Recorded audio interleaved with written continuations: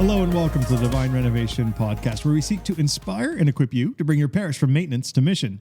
My name's Dan O'Rourke, and I'm in studio today with one of our Divine Renovation coaches, Rob McDowell. Good to see you, Rob. Good to be here, Dan. And also another one of our Divine Renovation coaches, founder of the ministry, author of a book, and a pretty cool guy, Father James Mallon. How you doing, buddy? Hey, everyone. I'm well. And I called you buddy. You hate when I call you buddy. Yep. Because it's a bit of an East Coast thing. And we live on the East Coast of Canada. East Coast Canada. Yeah, and so it is a term here. It sometimes means like pal, friend. That's right. What other people use? It's a term of endearment because I find you endearing. Let's start over again. Oh, come on. Oh, no. This is lame. That's fine. That's just lean into it. We're going. Keep going. Keep recording. We're powering through this. We're powering through. Yeah. So today we're talking about, or rather, I'd like us to have a conversation about the difference between catechesis and evangelization. Catechesis and evangelization. So let me ask you a question just to kick us off, Rob. You meet with a lot of priests, whether they're coming into our network or in other ways.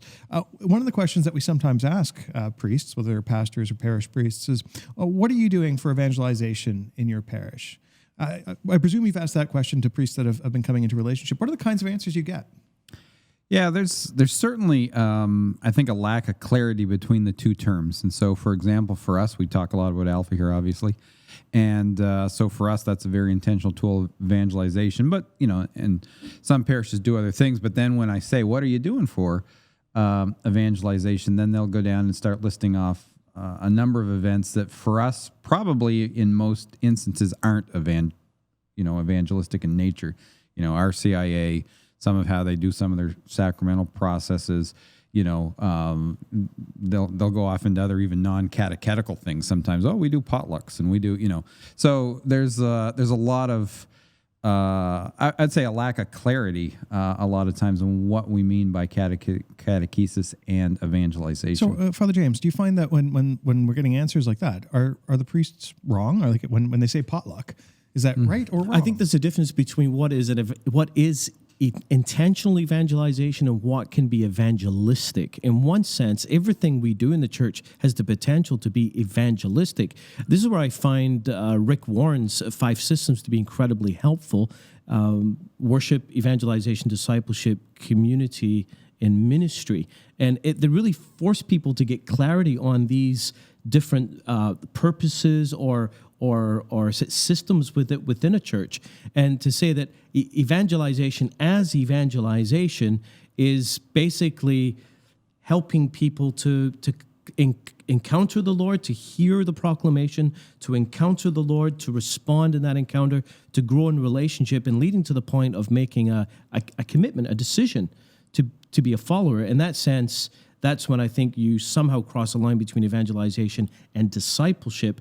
And according to the great document that's known as the Parish document written by the Latin American bishops, they're saying that discipleship is kind of phase 3 of a journey, and that catechesis and sacraments are an important part of phase 3. The other phases being the kerygma, the proclamation, and the second one being conversion, an actual response to that message to the person of Jesus. And in one sense, it's when you go through that journey, you respond to the kerygma and have conversion, that catechesis begins to bear fruit. In fact, the document says quite clearly that if we don't achieve that point, a lot of our other work is condemned to sterility. And I think a lot of people have that experience working in parish ministry. So although many things can be evangelistic, like I think experience of community can be evangelistic, worship can be evangelistic, i.e. that the word of God is being proclaimed. God can work in any way. I mean, God can bring people to faith like that. Serving people can be evangelistic, but I think I just picked up a copy of Paul VI's Evangelization in the Modern World, and there's a great quote in this document in paragraph 27. He says this: evangelization will also always contain, this is an important word, as the foundation, center, and at the same time summit of its dynamism. So think about this. So the foundation, the center, and the summit of its dynamism, a clear proclamation that, here we go, in Jesus Christ, the Son of God made man, who died and rose from the dead, salvation is offered to a gift to all people as a gift of God's grace and mercy. That's a pretty tight definition of the kerygma. I think is great, and it's saying that proclamation of the person of Jesus as the foundation, center, and summit of his dynamism is what evangelization is all about. But another way to distinguish the two is for the desired outcome. I mean, catechesis should also be evangelistic. It should also contain the same message as well. But in catechesis, your starting presumption is the person has already had that encounter. They've already encountered him. They've already made a decision to follow, and now we're forming the faith that's there. Whereas evangelistic is about the outcome is to get people to that point where they come alive in the relationship with Jesus. Well, would it be fair to say that? And again, this is probably from my mind of how I've always kind of interpreted some of this stuff. That evangelization is the initial encounter of the relationship with Jesus. Catechesis is how you develop and build on that relationship.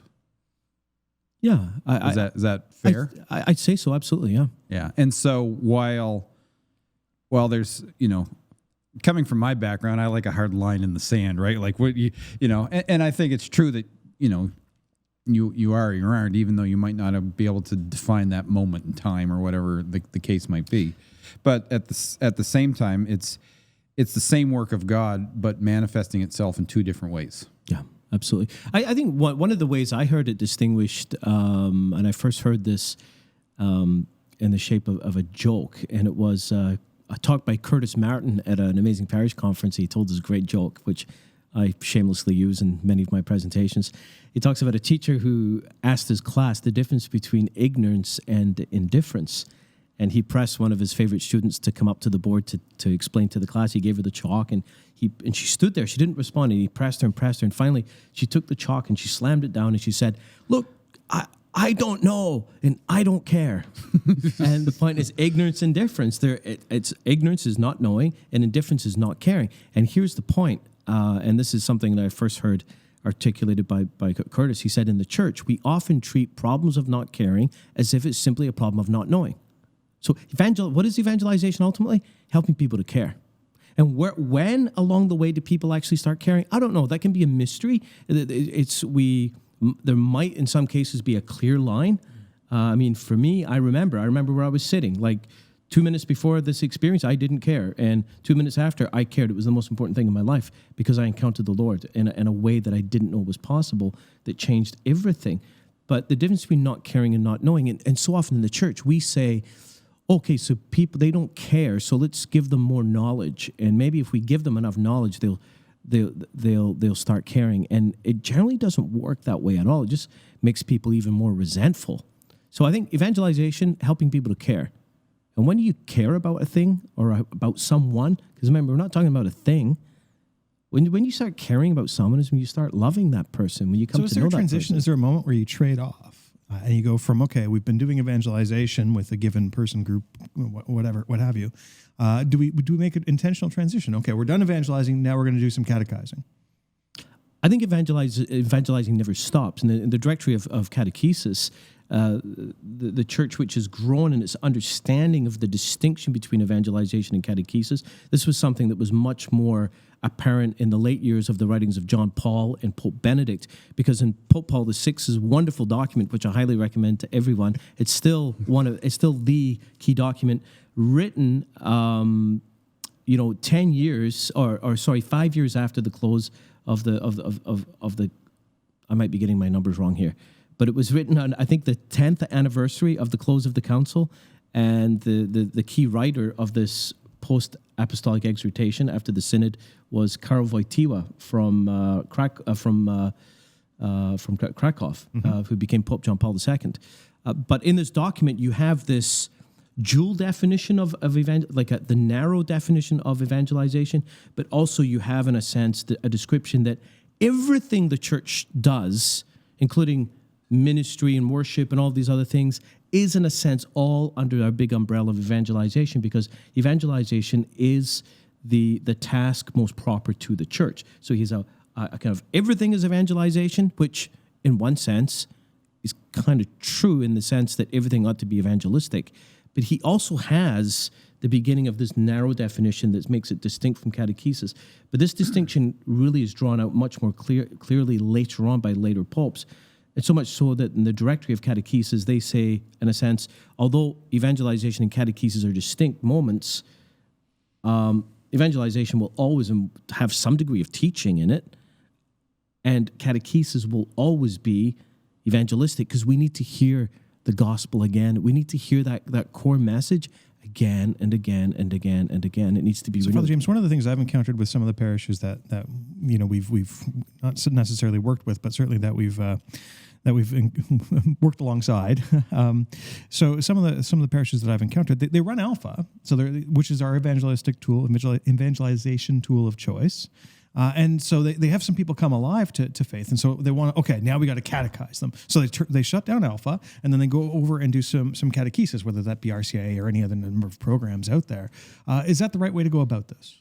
Well, I think that was my approach for many years when I first started running Alpha. As soon as we had made disciples because people cared, they were hungry, they wanted to learn and grow, and my primary concern at first was to get people into a catechetical process. And because we didn't have a lot of leaders, we basically let Alpha go and focused on catechesis, which only meant that when September came around again, I had to almost like start the whole thing over again. We never got Alpha running. We never raised up enough people, enough leaders to keep it running all the time, so that in a sense the pump never stopped. And that's definitely now, after doing this for many years, and how we did it differently at St. Benedict Parish with Ron, because we actually ran Alpha as a rolling program.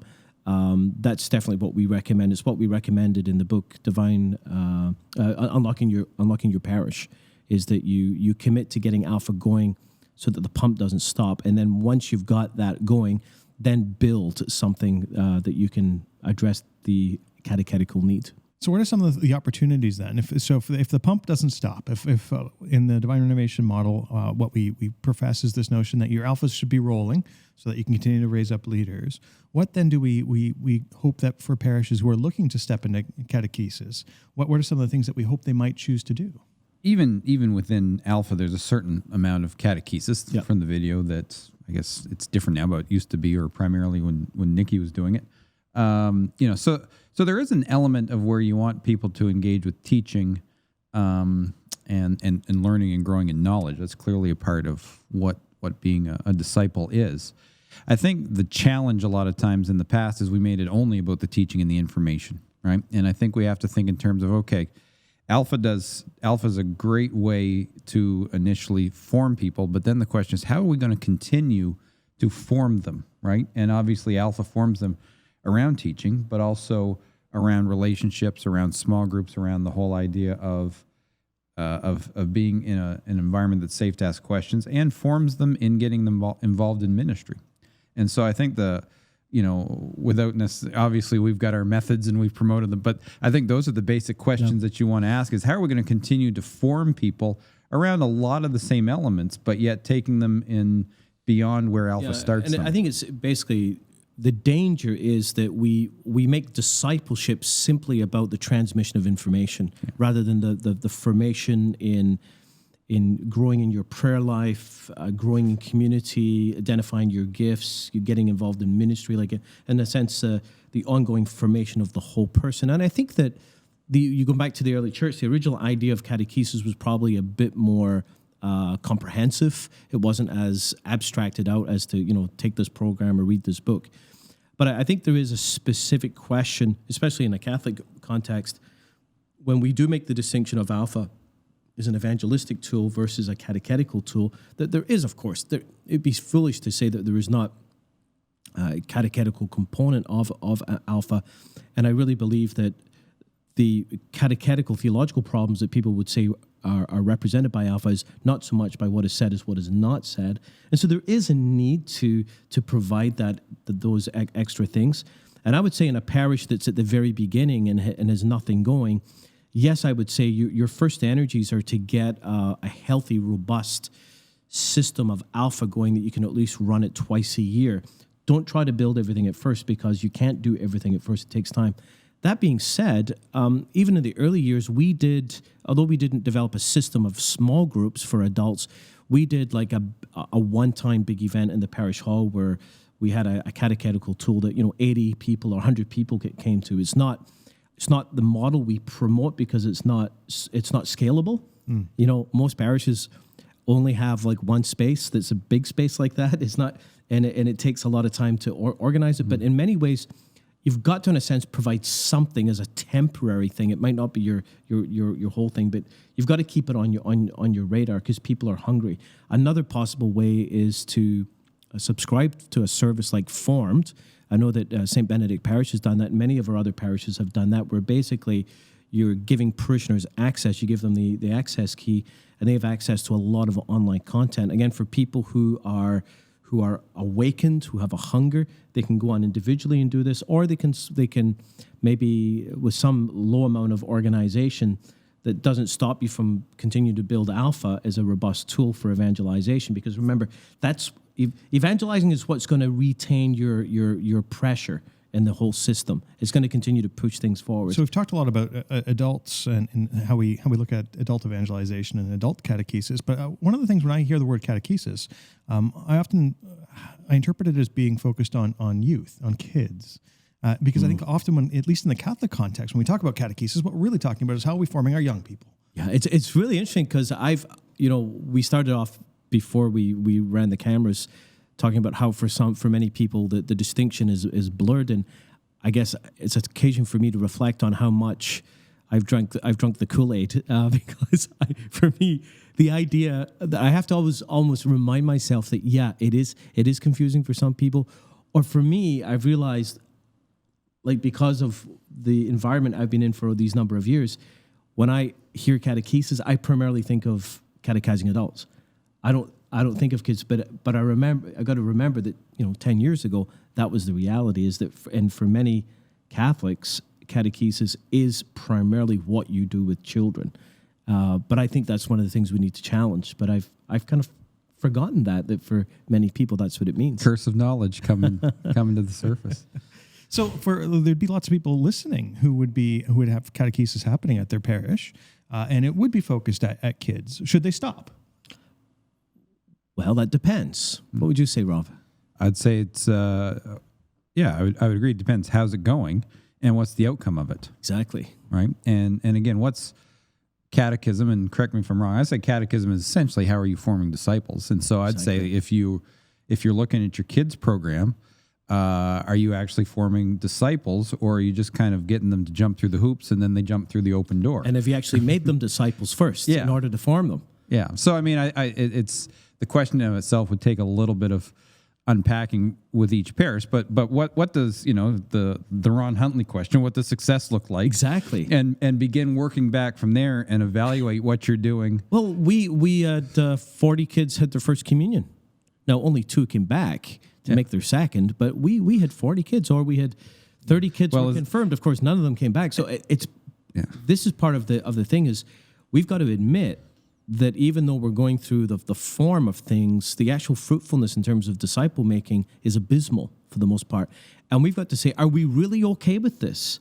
And if we're not, then we've got to change it. Now, here's the challenge.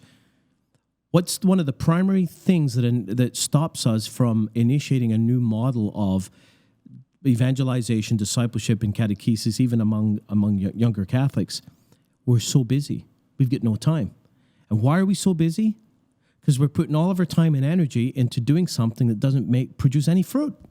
It's really insane. Like we're shackled to ourselves. We've rendered ourselves impotent. There is a possibility of change, but we can't make the change because we're bound to this thing that no longer works and hasn't been working for a long time. So in some instances, if you don't have if a parish doesn't have the bandwidth or resources to begin to create something new, maybe it means you've got to stop doing the thing that doesn't work. Like actually shut it down and build something new, even if it means for one semester there's you don't have catechism or something. Yeah, to that point, what is your expectation for kids or adults, right? Well, we expect them to come, and we hope that they make a choice, and we hope they stick around, and so I'd say along with that, what are the expectations? What do you think God's expectations are for what you're doing, around that? Do you think it's just one of those things where that we just sit back and say, yeah, I guess this is just the way it is, and we hope people come, but that's, as we like to say around here, hope's not a strategy. That's right. I think, too, we've got to come back to that key point that we find in the Great Commission. The people may be tired of hearing this, but the 4 tasks: to go, to make, to baptize, and teach. And the finite verb in that sentence is make disciples, mathetusite in Greek, to make disciples. And going, teaching, and baptizing are dependent on that central act of making disciples. In our tradition, that task, mathetusite, to make disciples, was translated by St. Jerome in the 4th century, I believe, into Latin by docite, the Latin term to teach all nations. So he actually, in St. Jerome's translation of the Bible, which in translating into Latin at that period, he put it into the language of the people. But he translated the Great Commission: go, teach all nations, baptize them, and teach them again. Go, teach, baptize, teach. And that's exactly what we do in the church. We teach, and we baptize, and we teach some more. We do catechesis, sacraments, and more catechesis, and we never actually make disciples. And this translation of the great mistranslation, in a sense, of the Great Commission, I hope St. Jerome will forgive me for this, but it made it into the English translations of the Bible, the Douay Rheims, which is actually the earliest English translation of the Bible. Is earlier than the King James Bible, although it was translated from the Latin. But even the King James Bible says, teach all nations. It's amazing how that translation in the Latin for 1,200 years, 1,300 years, even impacted the translations of the King James Bible. And it's not really until the 1960s, the 50s, 60s, that you saw even the language of make disciples of all nations reemerge in our tradition. So coming out of a Christendom age, we've got to tackle this deep down understanding that the mission proper to the church is not necessarily evangelization, making disciples, it's teaching and baptizing. And this understanding of the Great Commission even has made it into our liturgical texts. So it's in our liturgical rites, the mention of teach all nations. So this is deeply, deeply ingrained, this sense that the key to everything is just to teach some more. Teach. I want to stand on something very practical for listeners and leaders who've joined us, because we talked about the adult approach to catechesis and evangelization, and I thought you said a couple really interesting things, both of you, around kids and youth. And so one of the things that really comes to mind when it comes for me, when I think of pastors, parish priests, and other leaders who are listening, for a lot of them, they'll have catechesis happening in their parishes. They'll have catechetical programs of some sort for kids. And I think, forgive me if I'm wrong for your parish if you're listening, but I think for a lot of cases, there's one lovely old church lady in the corner dealing with it, and the pastor or parish priest might be a few steps removed. And Rob, you challenge, well, what's the fruit look like? What's success look like? I do wonder how many parish priests are actually thinking, like, well, have I given a lot of thought to that? Have I thought about what success looks like? I think a lot of pastors are very, very dissatisfied. They see it. I mean, look at these. What's the mark after confirmation? Who's still around? How many kids who are confirmed return to the youth group? So, okay, you're getting there's a measurement. If the answer's 0 or 5%, then that is like, what organization would ever accept such absolutely dismal results, let alone the organization with the greatest mandate on earth? So what the heck? It's unacceptable. So Father James, what should the parish priest do? I mean, they're listening. They're getting riled up like you are. What? Tell them what they're Shut it down. Shut it down. There's a big red stop button. Push the stop button. Because if keeping a system going, because someone once said, I don't know who came up with the quote, but every system is perfectly designed to get the results it's presently getting. So the non-results you're getting in your parish is perfectly designed to get those results. And if maintaining that system that gets no results is using all your time and energy so that you don't have time to build anything different, then shut it down for a period of time. Shut it down. Stop it and reassess and shift your parish to say, we're going to give priority to making disciples. And when we have people who have made that transition from not caring to caring, we'll start working with them. Yeah. Like, So if you've been with us on this podcast so far, here's my promise to you. If you join us again next week, I will do my best to get Father James all riled up because it's a whole lot of fun. So thanks so much for being with us on this conversation about evangelization and catechetics. We're just getting going. Yeah. We'll be with you again next week. God bless. DR20 brings together parishes and pastors from across the world. This year, every attendee will receive a free year's membership to the Divine Renovation Network, our library of video resources for coaching, leadership, and parish renewal. For more details, go to divinerenovation.org/DR20. It begins with a spark. A feeling that there could be more. That spark turns into a flame. as the passion for renewal of your parish Grows in your heart. That flame grows into a fire. Into a fire. The Holy Spirit is our fire. Let's be a source of light. A people called to save. Followers that lead.